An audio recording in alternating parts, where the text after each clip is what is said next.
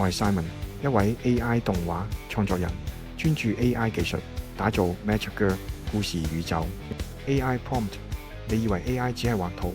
我用 Nona Banana 唔止整圖，我係創造角色靈魂。今日我會教你10大最爆玩法，幫你打開角色宇宙工具箱，生成一隻香蕉公仔企立喺地上，眼在及超 3D 動漫風格。9.7秒時幫我生成一個可愛角色。下一個生成3視圖，12秒團幫我生成。對於我哋做角色設計十分重要。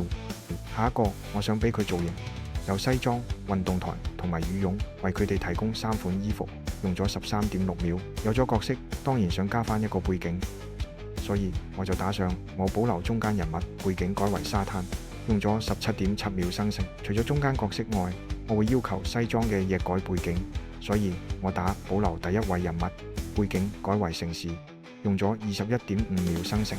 最後一位角色當然有份，所以我打保留第3位人物，背景改為月球，27.6秒。附上我太空 Simon 造型同埋香蕉公仔嘅圖片，要佢哋生成一張合照，所以我打幫我生成一張2人合照嘅圖片，背景喺太空船內，保留自己風格。今次生成時間39.6秒，不如再生成一張互相擁抱，所以我打互相擁抱，生成40.3秒。我想像衫加上蝴蝶紋理，我就打蝴蝶紋理放喺藍色衫。除咗畫圖易合照外，我哋可以應用喺教育上。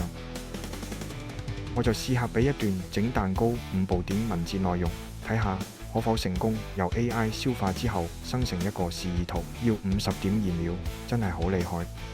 我以前菲林時代用手上上色之後，進入90年代用 Photoshop 到2025，原來大家亦可以用 AI 幫手。我打把圖片生成全彩色。